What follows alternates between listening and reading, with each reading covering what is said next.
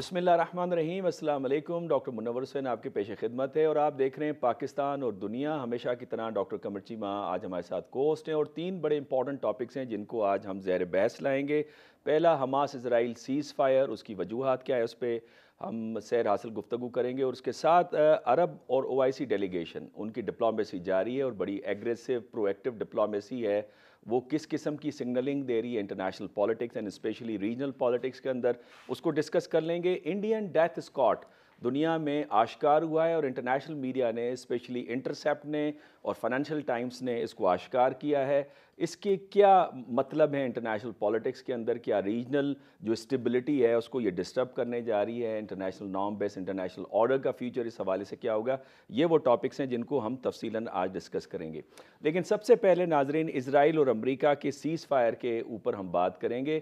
اسرائیل اور امریکہ اس cease fire پر کیوں کر راضی ہوا؟ میرا اپنا ذاتی طور پہ ماننا یہ ہے بیکاز جو اسٹریٹجی ہے حماس کی، اس نے اس کو بیلنس کیا ہے، اسرائیل اور امریکن الائنس کو یا ان کی اسٹریٹجی کو، اور اس حوالے سے 4-5 پوائنٹس میں آپ کے سامنے رکھ دیتا ہوں۔ پہلی مرتبہ اسرائیل کو آرمڈ ریزسٹنس فیس کرنی پڑی ہے اس لیول پہ، جہاں پر 360 ٹینکس اور بلڈوزرز لے کر اس نے حماس پہ حملہ کیا، غزہ کے اندر حملہ کیا، اور تقریباً 300 ٹینکس اور ان کی بختر بند گاڑیاں اور بلڈوزرز تباہ ہوئے۔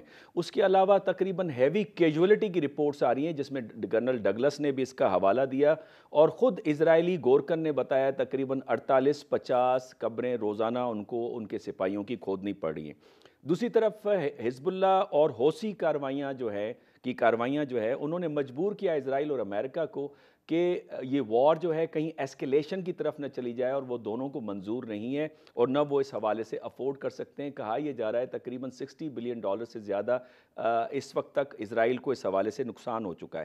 تیسرا امپورٹنٹ جو بیلنسنگ ایکٹ مجھے نظر آ رہا ہے انٹرنیشنل سوسائٹی کا، ہم دیکھ رہے ہیں کہ دنیا کے اندر زبردست قسم کے پروٹیسٹ چل رہے ہیں اسپیشلی مغرب میں، اور جس کی وجہ سے جو اسرائیل کا تاثر تھا کہ مڈل ایسٹ کے اندر واحد ڈیموکریسی ہے، اس کو گزند پہنچی ہے، اور اسرائیل کے حوالے سے جو سمپتھیز تھیں، جو ایمپتھیز تھیں، وہ ایروڈ ہوتے ہوئے نظر آ رہی ہیں۔ اور چوتھا امپورٹنٹ، عرب لیگ اور OIC کا ڈیلیگیشن جو ہمیشہ پہلے امریکہ کا رخ کرتا تھا، آج ہم نے دیکھا کہ سب سے پہلے وہ چائنا گئے اور اس کے بعد وہ روس جا رہے ہیں۔ یہ ایک اسٹرانگ سگنلنگ ہے کہ غالباً ریجنل لیول پہ جو پاور اسٹرکچر ہے یا وہ اسٹرکچر جو امریکہ نے قائم کیا تھا، اس کے اندر دراڑیں بڑھتی نظر آ رہی ہیں۔ اور پانچواں امپورٹنٹ جو فیکٹر مجھے نظر آ رہا ہے وہ اسرائیل کے اندر اندرونی سیاست ہے، جس میں پروٹیسٹ بڑے پاورفل نظر آ رہے ہیں نیتن یاہو کی حکومت کے خلاف۔ تو یہ 5 ریزنز ہیں۔ اس پہ مزید بات کرنے کے لیے ڈاکٹر قمر چیمہ ہمارے ساتھ موجود ہیں۔ ڈاکٹر صاحب، میں سمجھتا ہوں کہ بیلنسنگ ایکٹ ہمیں نظر آتا ہے جس کی وجہ سے امریکہ اور اسرائیل جو ہے وہ چلے گئے ہیں سیز فائر کی طرف، اور جو بائیڈن صاحب کی یہ اسٹیٹمنٹ بھی سامنے آ گئی ہے کہ ہم چاہتے ہیں کہ سویلین کیجولیٹی سے بچا جائے، اور وہ چاہتے ہیں کہ یہ مزید آگے جائے، اور یہ وقت آ گیا ہے کہ 2 ریاستی جو حل تھا اس کو نافذ کیا جائے۔ آپ اس ڈیولپمنٹ کو ڈاکٹر قمر کس طرح سے دیکھتے ہیں؟ بہت شکریہ ڈاکٹر صاحب۔ دیکھیں، پہلی بات ہے، بالکل صحیح کہا، ٹیکٹیکل لیول پہ جو ریزسٹنس کا سامنا کرنا پڑ رہا ہے وہ بیسیکلی میرا خیال ہے اسرائیلی فوج اس کے لیے تیار نہیں تھی، ایک بات۔ دوسرا، جو انہوں نے گراؤنڈ اوفینسو کیا ان کو وہ رسپانس نہیں ملا، کیجولٹیز بہت زیادہ ہو رہی تھی، جس کی وجہ سے ایک فرسٹریشن تھی۔ تیسرا، آپ کو ڈاکٹر صاحب پتا ہے کہ ایک انٹرنیشنل پریشر تھا، اور وہ پریشر انٹرنیشنل کمیونٹی سے، حکومتوں کی طرف سے نہیں تھا، وہ گلوبل پبلک اوپینین سے تھا، جو امریکہ کے اندر، برطانیہ کے اندر جو پروٹیسٹ ہو رہے تھے۔ آپ کو پتہ ہے انگلینڈ کے اندر ہوم سیکٹری کو سیک کر دیا گیا بیکاز انہوں نے اس کو ہیٹ مارچز کہا۔ پھر آپ دیکھیں کہ ایک جو ڈیولپمنٹ جو ڈپلومیٹک لیول پہ ہوئی کہ عرب لیگ اور جو OIC کا ایک ڈیلیگیشن ہے وہ چائنا گیا، وہ رشیا گیا، وہ لنڈن گیا، تو ایک انہوں نے بھی تھوڑی سی موبلائزیشن کی، تو انہوں نے سوچا کہ جو ہم عرب ورلڈ کو اور جو گلوبل پبلک اوپینین جو اس وقت موبلائز ہوئی ہے، اس کو تھوڑا سا پیسیفائی کرنے کے لیے اور ان کو تھوڑا سا ٹھنڈا کرنے کے لیے ہم یہ کہہ دیں کہ جی ٹھیک ہے، ہم سیز فائر کرتے ہیں، لیکن ان ریالٹی وہ جو ٹیکٹیکل لیول پہ جو آپریشن ہوا اس کو وہ سپورٹ نہیں مل سکی، یا فرسٹریشن جس کی وجہ سے ہوئی، وہ جو سنزو کہتا ہے نا کہ جب ایک جنگ لمبی ہو جاتی ہے تو اس کو پھر امپیکٹس نیگیٹو ہونا شروع ہو جاتے ہیں. سو آئی تھنک اسرائیلی فوج جو ہے یہ ایکسپیکٹ نہیں کر رہی تھی. تو یہ بالکل صحیح کا ملٹی ڈفرنٹ قسم کے انہوں نے فیکٹرز کو مد نظر رکھتے ہوئے اپنی مرضی سے ہی آلموسٹ سیز فائر کیا جب کیجولٹی زیادہ ہو رہی. ادروائز نہ تو وہ گلوبل پبلک اوپینین کو کوئی لفٹ کروا رہے تھے اور نہ ہی کوئی عرب ورلڈ سے اور مسلمان دنیا سے کوئی امپورٹنٹ جو ہے وہ کسی قسم کی ٹھیک ہو گیا. ڈپلومیٹک. ڈاکٹر صاحب ہمارے ساتھ بہت ہی مشہور قابل احترام ظفر ہلالی صاحب موجود ہیں. آپ پولیٹیکل انالسٹ ہیں, آپ نے ایز اے ڈپلومیٹ پاکستان کو بڑا سرو کیا ہے یمن, نائجیریا, اٹلی کے اندر. آپ کالمنسٹ ہیں, مختلف نیوز پیپرز میں آپ لکھتے ہیں, ڈیلی ٹائمز, ایکسپریس, ٹریبیون اور نیوز انٹرنیشنل کے اندر. پہلے تو ظفر ہلالی صاحب آپ کا بہت شکریہ, آپ نے وقت دیا. ظفر ہلالی صاحب اس سیز فائر کو آپ کس طرح سے دیکھتے ہیں؟ دیکھیے, پہلی بات تو یہ ہے کہ میرا اپنا خیال ہے کہ جتنے ہاسٹیجز اسرائیلی انہوں نے لیا ہے آلریڈی وہ کہہ رہے ہیں کہ اسرائیلی بامبنگ نے 20 لوگوں کو ختم کر دیا ہے. وہ ختم کیا ہے یا نہیں کیا ہے کسی کو نہیں پتا, مگر ایک بات تو یہ ہے کہ اگر یہ سیز فائر نہیں ہوتا تو آہستہ آہستہ تو میرے خیال میں اور بھی ہاسٹیجز مارے جاتے.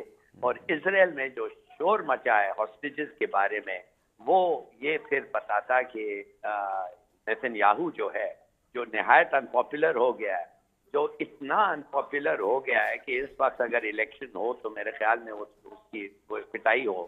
اس کو کچھ نہ کچھ کرنا تھا to recover the political advantage جو اس کے پاس ایک زمانے میں تھا, جو الیکشن کے وقت اس نے ایکسٹریمسٹ کے ساتھ ایک یہودی ایکسٹریمسٹ کے ساتھ مل کے انہوں نے لاسٹ لاٹ.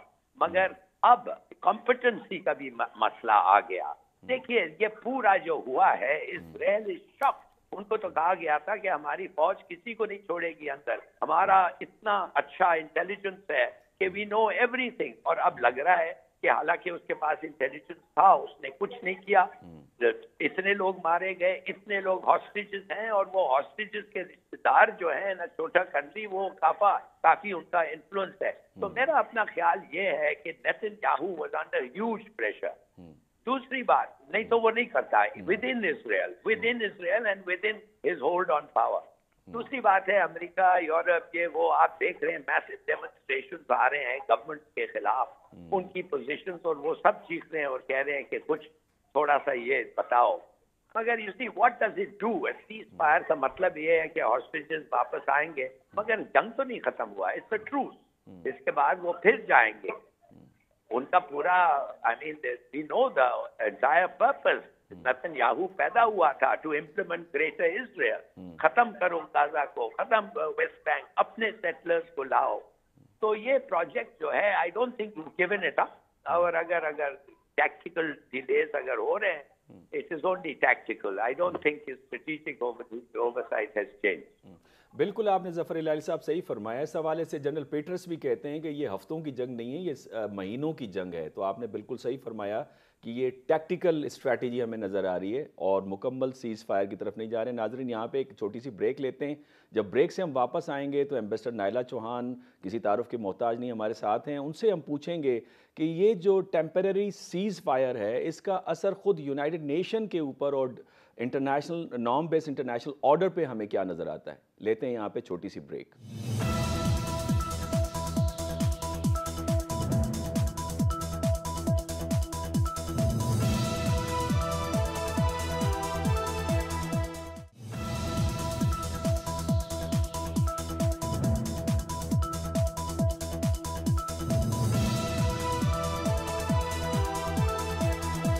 ویلکم بیک ناظرین. ہمارے ساتھ ایمبیسڈر نائلہ چوہان ہے. میڈم, جس طرح سے ظفر ہلالی صاحب نے فرمایا کہ یہ ٹیکٹیکل موو ہے, اس کا impact international organization United Nation جو بہت بڑی کامیابی گردانی جاتی تھی سیکنڈ ورلڈ وار کے بعد, اور لبرل ورلڈ آرڈر کا ایک سمبولک اس کی ایک ویلیو ہے, اس پہ کیا نظر آ رہا ہے؟ کیا یونائٹڈ نیشنز کی تاریخ میں اس طرح کا 4 دنوں کا سیز فائر کبھی ہوا ہے کسی جگہ پر؟ دیکھیے, firstly we must keep in mind کہ یہ یو این بروکرڈ وہ پاز یا جیسے کہتے ہیں کہ 4 ڈے ٹروس نہیں ہے. یہ بیسکلی قطر کی انیشیٹو تھا, انہوں نے یہ کرایا ہے. اور اس وقت بہت سے پلیئرز ہیں اس میں اور بہت سے ایفرٹس ہو رہے ہیں for settlement of the issue. اس میں ایک تو جیسے ہلاری صاحب نے کہا کہ جنگ جاری ہے اور نیتن یاہو نے بھی کہا کہ جنگ جاری ہے, لیکن جس طرح اس کے پاپولیرٹی پہ افیکٹ ہوا, اس کی اپنی نیس نے اس کو کرٹیسائز کیا ہے.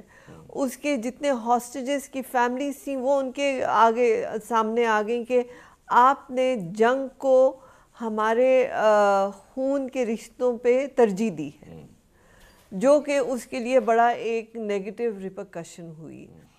تو جو انٹرنیشنل پریشر جیسے کہا گیا, اس کا اسے اتنا غم نہیں تھا نیتن یاہو کو, لیکن اس کی اپنی جو گھر میں جو اس کی انپاپولیرٹی ہوئی, دیٹ ریئلی میڈ ہم سکم, لیکن that has not change his agenda. لیکن میڈم یہ بھی کہا جا رہا ہے نا کہ جو وار کو لنگر آن کرنا ہے, جس میں سیولینز پہ اتنا برا اٹیک ہوا ہے, unprecedented in the history of the mankind, وہ تو کہا یہ جا رہا ہے کہ نیتن یاہو چونکہ گھر کے اندر ویک ہیں, اور وہ شاید پروٹیسٹ ہو رہا تھا کہ آپ حکومت کو چھوڑیے, اور نہ چھوڑنے کی خاطر اس طرح کا کرائسس وہ کریٹ کرنا چاہ رہا تھا, تو یہ اس کو ہیلپ کر رہا ہے کہ وہ پاور کے اندر رہے. I am not quite sure about that, because آپ دیکھیے کہ جو حماس کا ایکشن تھا, اس نے اسرائیل کی انکمپٹنس, اسرائیلی فوج جس کو بہت انہوں نے پروپیگنڈا ایک بنایا ہوا تھا کہ دنیا کی قوی ترین اور پروفیشنل ترین فوج ہے, اس کی نالائکی تھی, انہیں پتہ ہی نہیں تھا, اور ان کا یہ مشن ہوا. سو ایک تو وہ ان کی بدنامی اور پھر کریڈیبلٹی کے ان کے اوپر افیکٹ ہوا. سو اس کے وجہ سے ان کو یہ ایک وائلنٹ ایکشن انہوں نے سوچا کہ اگر لیں گے تو شاید ہماری ندامت کم ہو جائے, اور ہم دنیا پہ پھر بھی وہ اپنی جو دھاک بٹھائی ہوئی تھی اس کو قائم رکھ سکیں. سو اس وجہ سے میرے رائے میں وہ اس طرح سے ظلم پہ شروع ہوئے. اور نیتن یاہو بھی کیونکہ وہ بلڈ تھرسٹی ہیں سارے, زائنسٹ جو اور ان کے ساتھ آرتھوڈاکس بھی شامل ہیں, آرتھوڈاکس بھی ان کے ساتھ شامل ہیں, تو ان کے لیے یہ ایک اپرچونٹی انہیں لگی. ٹھیک. لیکن جب وہ اتنی حدود پار کر گئے کہ وائٹ سلفر کا استعمال, فاسفورس کا استعمال ہو رہا ہے, اور اللہ جانے کیا کچھ وہ وہاں ظلم اٹھا رہے ہیں, تو پھر ایک ساری دنیا میں تو ریاکشن ہوا ہی, لیکن اسرائیل کے اندر بھی جب ریاکشن ہوا تو تب وہ انہوں نے ذرا اس کو مفاہمت کی طرف آئے, ورنہ جیسے ہلاری صاحب نے کہا اس کا مفاہمت کا نہ پہلے تھا اور نہ آئندہ کا لگتا ہے. بالکل ٹھیک ہے میڈم. اچھا یہ بتائیے گا, چونکہ اسرائیلی جو اسٹریٹجی ہے اور وہ جو ان کی جو حکمت عملی ہے, جو میتھڈ ہے آکوپیشن کا اور فلسطینی موومنٹ کو کچلنے کا, وہ انہوں نے دنیا میں سیل کیا ہے. دا فلسطین دا لیبارٹری کے اندر بڑا تفصیلاً اس کا ذکر کیا گیا ہے, ان کے پاس کلاسیفائڈ ڈاکومنٹس ہیں, اور انہوں نے یہاں تک کہ انڈیا کو بھی انہوں نے سیل کیا. ایک دہائی کے اندر 120 ممالک کے اندر انہوں نے اس میتھڈ کو, ویپن کو, سرویلنس سسٹم کو سیل کیا. جب اسرائیلی پالیسی ناکام نظر آتی ہے فلسطینیوں کے آزادی کی تحریک کو کچلنے میں اور ان کو نارتھ غزہ کو خالی کرانے میں, تو آپ کو لگتا ہے کہ اس کا امپیکٹ کشمیر کے اوپر بھی آئے گا؟ اس حوالے سے میں نے سوشل میڈیا پہ ڈاکٹر مبین شاہ جو کشمیری رہنما ہیں ان سے بات کی, ذرا سنیے وہ کیا کہتے ہیں. جی میڈم, اس پہ آپ کا کیا ریئیکشن ہے؟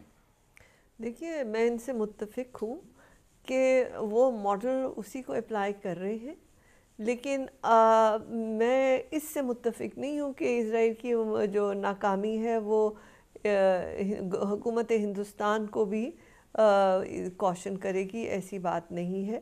وہ بہت زیادہ کانفیڈنٹ ہیں کہ وہ زیادہ ہوشیاری سے کر رہے ہیں, اور زیادہ وہ انہوں نے اپنے آپ کو ادھر بلیک آؤٹ کیا ہوا ہے.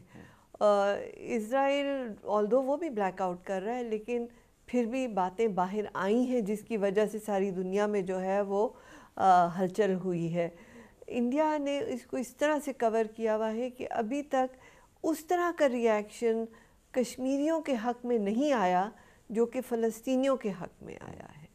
سو جب دنیا میں آپ یہ بات کرتے ہیں تو لوگ ذرا جھجکتے ہیں کمپیریزن میں, لیکن actually it is the same principle, same strategy. But Hindustan جیسے وہ فلمیں بھی کاپی کرتا ہے نا جب ہالی ووڈ کی, تو وہ اس طرح سے بالی ووڈ میں کرتا ہے کہ وہ لگتا ہے کہ انڈین فلم ہی ہے جب آپ دیکھتے ہیں کہ وہ کاپی فلم ہے. بالکل ٹھیک ہے. تو یہ وہی فارمولا یہاں بھی اپلائی ہو رہا ہے. بالکل ٹھیک ہے. ظفر الہی صاحب آپ نے میڈم کا پرسپیکٹو سنا. پاکستان کو کیا کرنا چاہیے؟ وہ کشمیر وہ توجہ دنیا میں کیوں نہیں لے پایا جو اس وقت فلسطین لے پایا ہے؟ کہ کیا کرے جس طرح سے انڈین اسٹریٹجی کو ہم بیلنس کر پائیں جس طرح سے اس وقت فلسطینین کیس میں ہمیں نظر آ رہی ہے؟ دیکھیے دو باتیں ہیں. ایک زمانے میں I think Naila is right, صحیح کہہ رہی ہے کہ انڈیا ان کا ویری سملر، اور the reason is کہ جس طریقے سے the world has perceived what's happening in Israel, in Palestine. میں سمجھتا ہوں کہ کشمیر کا ایک وقت تھا جب، بلکہ میں سمجھتا ہوں it was a hotter issue than even what this is today. جب باقاعدہ there was full scale insurrection. اب وہ سب انہوں نے مار کے لوگوں کو دبا دیا ہے. اب آپ کہتے ہیں کہ کیوں نہیں ری ایکشن ہوا؟ میں سمجھتا ہوں اس لیے ری ایکشن نہیں ہوا کہ Kashmir is far away. Kashmir is a little place in India. Kashmir concerns people they don't know, don't move around with them. And there is no other country except for Pakistan which at that time was championing the cause. اور پاکستان کے اپنے limitations تھے، اور کچھ لوگوں کے perceptions میں پاکستان بھی کافی حد تک they weren't in their good books، اور ان کا اپنا پرفارمنس اتنا اچھا نہیں تھا when it comes to human rights. There were a lot of reasons. اور India is a subcontinent. It's a huge place. اس کے ساتھ ٹریڈ اور ان کا پولیٹیکل انفلوئنس. دیکھیے Israel is an appendage of the United States. اسرائیل امریکہ کے ساتھ اگر آپ ٹھیک ہیں تو اسرائیل کے ساتھ ٹھیک ہے، اسرائیل کے ساتھ ٹھیک ہے تو آپ امریکہ کے ساتھ ٹھیک ہے. یہ نہیں ہے. India is totally different thing, اور ٹیکنگ آن انڈیا فار ہمارے لیے از اے مچ بگر تھنگ. اور ہم نے کوشش تو کی ہے، کچھ حد تک کامیابی بھی ہوئی ہے، مگر پروگریس کوئی خاص نہیں ہوا in achieving the UN resolution جو انڈیا ٹو ہیز سبسکرائب. تو میرے خیال میں کچھ اسکیل پہ کچھ فرق ہے، but there is a lot of similarity. Doctor Qamar Cheema صاحب، آپ نے دونوں حضرات کی بات سنی، اور ساتھ ساتھ ہمیں یہ بھی انٹرنیشنل میڈیا میں رپورٹس نظر آ رہی ہیں جہاں پہ انڈین جو ڈیتھ اسکواڈ ہے وہ بھی آشکار ہوا ہے، جس میں فائنینشیل ٹائمز نے بھی اس کے اوپر اسٹوری کی ہے اور انٹرسیپٹ نے بھی خیر اسٹوری کی ہے. پہلے کینیڈا کا معاملہ، اس سے پہلے قطر کا معاملہ، UK کے حوالے سے بھی باتیں آ رہی ہیں، اور پاکستان کے اندر بھی ٹارگیٹ کلنگ ہوتی رہی ہے کشمیری رہنماؤں کی. آپ اسے کس طرح سے دیکھتے ہیں؟ دیکھیں جی، پہلی بات یہ ہے کہ جو فائنینشیل ٹائمز کی سٹوری تھی، جو امریکنز نے بتایا ہے کہ ہم نے انڈینز کو کہا ہے کہ یہ غلطی نہ کیجیے گا. آپ کو دیکھا ہے کہ انڈیا نے کچھ جواب نہیں دیا، نہ انڈین میڈیا، نہ انڈین سوشل میڈیا، نہ ہی انڈین سرکار کی طرف سے بولا ہے. سو انڈینز بڑے سمارٹ ہیں، وہ دیکھ رہے ہوتے ہیں کہ ہم نے کہاں جواب دینا ہے. انہوں نے کینیڈا کو بڑا اگریسو جواب دیا. لیکن یہ جو انٹرسیپٹ کی سٹوری ہے ڈاکٹر صاحب، اس میں مجھے پریشانی یہ ہے کہ پاکستان نے صرف یہ تو بتا رہا ہے کہ ہمیں خطرہ ہے کہ یہ اور پاکستان کے اندر لوگوں کو ٹارگٹ کر سکتے ہیں، جس میں وہ ڈیفرنٹ سیکٹس کے لوگوں کو، اینٹی اسٹیٹ ایکٹیوسٹ، سب نیشنلسٹ گروپس کو، یعنی کہ انٹرنل ڈسہارمنی کریٹ کر سکتے ہیں. لیکن ہماری اسٹریٹجی کیا ہے؟ ہم کر کیا رہے ہیں اس حوالے سے؟ اس میں یہ بھی بتایا گیا کہ افغانستان اور UAE میں ایک اور پورے اس ریجن میں ان کا ایک پورا نیٹ ورک ہے. لیکن ہماری کاؤنٹر اسٹریٹجی کیا ہے؟ کیا اس کا مطلب صرف اور صرف انٹرنیشنل کمیونٹی کو سینسٹائز کرنا ہے کہ یہ چیز ہو رہی ہے؟ کیونکہ آپ نے دیکھا پاکستان کے اندر راولہ کوٹ، ڈسکا، لاہور، کراچی، بہت ساری جگہوں پہ جو ہے وہ کچھ لوگوں کو ٹارگٹ کیا گیا ہے ایک ہی پیٹرن میں. اور ہم نے صرف اتنا کہا ہے کہ ہمارے پنجاب کے IG صاحب نے کہا ہے کہ جی ہوسٹائل ایجنسیز کر رہی ہیں. سو مجھے لگ رہا ہے کہ ابھی تک ہم اس نیٹ ورک کو یا انفراسٹرکچر کو ابھی انرتھ کرنے میں پراپر کامیاب نہیں. ڈاکٹر صاحب یہاں پہ بریک لیتے ہیں، جب بریک سے واپس آئیں گے میرا خیال ہے جو انٹرسیپٹ نے سٹوری کی انہوں نے تو بتایا کہ پاکستان انٹیلیجنس جو ایجنسیز ہیں ان کی ایک بڑی کمپریہنسو رپورٹ ہے کہ کون کر رہا ہے، کون استعمال ہو رہا ہے اور مزید کیا ہونے جا رہا ہے. تو میرا خیال ہے ان کے پاس یہ انفارمیشن ہے. لیکن یہاں پہ ایک چھوٹی سی بریک لیتے ہیں، جب بریک سے واپس آئیں گے تو ڈاکٹر قمر چیمہ صاحب سے سوال کا جواب لیں گے. بیک ناظرین، وقفے سے پہلے ڈاکٹر قمر چیمہ صاحب بتا رہے تھے کہ جو ڈیتھ اسکواڈ ہے انڈیا کا وہ مزید کارروائی کرنے جا رہا ہے پاکستان اور پاکستان سے باہر. جی قمر چیمہ صاحب، آپ اپنا سوال جاری رکھیے گا، جواب جاری رکھیے گا. ساتھ میں یہ بھی بتائیے گا کہ یہ تو ہم ہوسٹائل ایجنسیز کی بات تو کر رہے ہیں، لیکن پاکستان کے جو ایکس آرمی پرسنلز ہیں جو کہ باہر بیٹھ کر ففتھ جنریشن وارفیئر کا حصہ بن رہے ہیں ISPR کے مطابق، اس حوالے سے بھی کوئی ڈیولپمنٹ ہوئی ہے وہ بھی ہمیں بتاتے چلیے گا. جی ڈاکٹر صاحب، اس میں یہ ہے کہ میں سمجھتا ہوں کہ یہ جو ہمارے پاس یہ انٹیلیجنس تو ہے، لیکن ان کو روکنا کہاں پہ ہے، اس نیٹ ورک کو ہم نے نکالا کہاں پہ ہے، کن لوگوں کو پکڑا گیا ہے، اس حوالے سے بتایا جائے. کیونکہ آپ کو پتا ہے کہ بہت سارے ایسے جو سابق جو مجاہدین تھے جو کہ کشمیر میں جہاد کرتے رہے، ان کو چن چن کے مارا جا رہا ہے. گورنمنٹ آف پاکستان تو کہہ رہی ہے کہ ہم صرف کشمیر کو ڈپلومیٹک، پولیٹیکل اینڈ مورلی کر رہے ہیں، سپورٹ کر رہے ہیں، اور یہ لوگ سارے مین سٹریم ہو چکے ہوئے ہیں. لیکن انڈیا سم ہو ان کو جو ہے وہ مار رہا ہے، لیکن ہمارے پاس کوئی پلان نہیں ہے، یا ہمیں بتایا نہیں گیا کہ کوئی ایسا نیٹ ورک پکڑا گیا ہے یا نہیں. ایک تو یہ بات ہوگی. دوسرا امپورٹنٹ جو آپ نے ذکر کیا ہے کہ یہ عادل راجہ اور حیدر مہدی جو ہیں، یہ برطانیہ اور کینیڈا میں بیٹھ کے جو بیسیکلی پاکستان کے اندر ایک لا اینڈ آرڈر کی سچویشن کریٹ کرنا چاہ رہے تھے. ان کو آج inter public service relation ISPR نے ایک پریس ریلیز جاری کی ہے کہ انڈر پاکستان آرمی ایکٹ 1952 ان کے اوپر جو ہے وہ چارجز لگے ہیں کہ یہ لوگوں کو اکسانا چاہتے تھے اور فوج کے اندر تقسیم اور عوام کے اندر جو ہے وہ ایک ماحول کو خراب کرنا چاہ رہے تھے. اس کی وجہ سے عادل راجہ اور مہدی صاحب سے جو ہے وہ رینکس بھی واپس لے لیے گئے ہیں، اور ان کو 14 سال اور 12 سال جو ہے وہ سزا بھی دی گئی ہے. میں پوچھنا چاہوں گا امبیسڈر صاحب سے کہ یہ جو سزائیں دی گئی ہیں، ہاؤ ڈو یو سی دس؟ اور دوسرا، کئی لوگ کہہ رہے ہیں یہ بڑی لیٹ ہم نے کر دیا ہے، کیونکہ ان لوگوں نے فوج کے اندر بھی بہت ساری تقسیم پیدا کرنے کی کوشش کی، اور ملک کے اندر بھی ایک افراتفری اور اپنے سوشل میڈیا پلیٹ فارمز کا جو ہے بڑا غلط استعمال کیا ہے. ہاؤ ڈو یو سی دس سر؟ آپ ظفر ہلالی صاحب سے پوچھ رہے ہیں سوال میرے خیال میں ڈاکٹر صاحب. جی جی جی جی سر دیکھیے، سیدھی سادی بات یہ ہے کہ ان لوگ باہر بیٹھ کے اپنا جو وہ سوچ اور خیال ہے وہ بول رہے ہیں. مانے کہ یہ باہر ہے، آؤٹ سائڈ یور جورسڈکشن آپ کچھ کر نہیں سکتے. لہٰذا تو آپ نے نامنلی، ٹھیک ہے، یہ فرض بنتا ہے آپ کا کہ کوئی افسر باہر جا کے آپ کو ایسے حرکتیں کرنے لگے تو that seems to be geared toward raising insurrection in Pakistan. مانے کہ ان کا اگر آئیڈیا یہ ہے کہ یہ کرے پاکستان کو اسٹیبلٹی اور ڈی اسٹیبلائز یہ سب کرے، تو کیا آپ کر سکتے ہیں؟ آپ کچھ نہیں کر سکتے. صرف آپ یہ کر سکتے ہیں کہ یہ غلط ہے اور ہے غلط، یہ ہمارے ملک پہ برا اثر ہوگا اس کا، اور ہو رہا ہے اس کا برا اثر. اور اگر ہم ان لوگوں کو کہنا چاہتے ہیں کہ we have stripped them of their ranks and of their privileges، میرے خیال میں اور انہوں نے کیا ہے جو کر سکتے ہیں، وہ تو واپس تو نہیں آئیں گے. وہ تو کہنے کی بات یہ ہے کہ جو لوگ ایک زمانے میں ایک انسٹیٹیوشن کو بلانگ کرتے تھے اور اس کے بعد ادھر جا کے ڈس افیکشن اسپریڈ کرتے ہیں اور ملک پہ اثر ہو رہا ہے اس کا، اور لوگ باتیں کر رہے ہیں اور لوگوں کی لائلٹیز کو سبورٹ کر رہے ہیں، تو ان کا تو پھر گورنمنٹ کا کچھ نہ کچھ تو کرنا ہے، اور انہوں نے کیا. جدھر تک انڈینز اور افغانس ہیں، میرے خیال میں کہ آپ چپ نہیں رہ سکتے. جب آپ کے ملک کے اندر ایک ایکشن ہوتا ہے، illegal action to murder your people, آپ کا کیا ری ایکشن ہے؟ یہ کافی نہیں ہے کہ آپ کہیں ہم دیکھ رہے ہیں اور یہ وہ. آپ جا کے پتہ کریں کون ہے اور ان کو ماریں جدھر سے وہ آ رہے ہیں.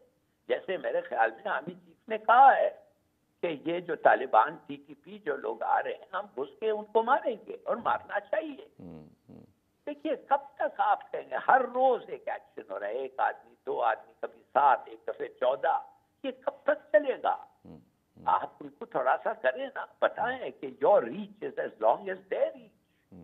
اور ہاں، یہ ایک انسریکشن اگر ہو جائے اس ایریاز میں جو آپ یہ، تو کیا کریں گے؟ آپ ریئیکٹ تو کرنا ہے. یہ میرا my thing is you have to react. Zafar Hilali Sahab کا یہ جی ظفر ہلالی صاحب کا یہ بڑا رائٹ کنسرن ہے ایمبیسڈر نائلہ چوہان صاحبہ، کہ کب تک ہم خاموش بیٹھے رہیں گے؟ جو انڈین ڈیتھ اسکواڈ جو پاکستان کے اندر کر رہا ہے، یا انلیگل جو امیگرنٹس ہیں افغانستان سے آئے ہوئے لوگ جس طرح کی حرکتیں کر رہے ہیں، اور پھر ان کی فیور میں ایک موومنٹ بھی چلتے ہوئے آپ کو نظر آتی، کب تک ہم خاموش بیٹھیں گے؟ دیکھیے Zafar Hilali Sahab, I have great respect for him, اور بالکل صحیح کہہ رہے ہیں کہ how long will we let it go on. میں اس پہ تھوڑا الیبوریٹ کرنا چاہوں گی کہ آئی ایم شیور کہ ہماری ایجنسیز اور ہماری کنسرنڈ آرگنائزیشن اس پہ کام کر رہی ہیں، لیکن وہ اس کو اس طرح سے شائع نہیں کرتے جو وہ ایکشن کر رہے ہیں.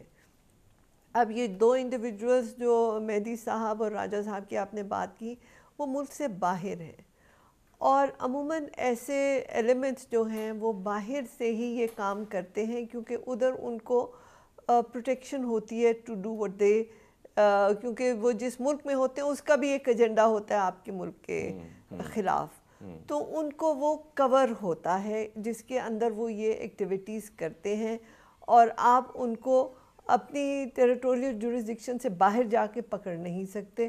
وٹ یہاں پہ ہماری ایجنسیز کر سکتی تھی وہ کر رہی ہیں، and they will get their hands on them, لیکن یہ ایک بڑی ٹرینڈ چل پڑی ہے کہ جو ایسی ایکٹیویٹیز کرتے ہیں وہ باہر بیٹھ کے زیادہ کرتے ہیں، کیونکہ انہیں وہاں پہ ایک شیلٹر ملا ہوا ہوتا ہے۔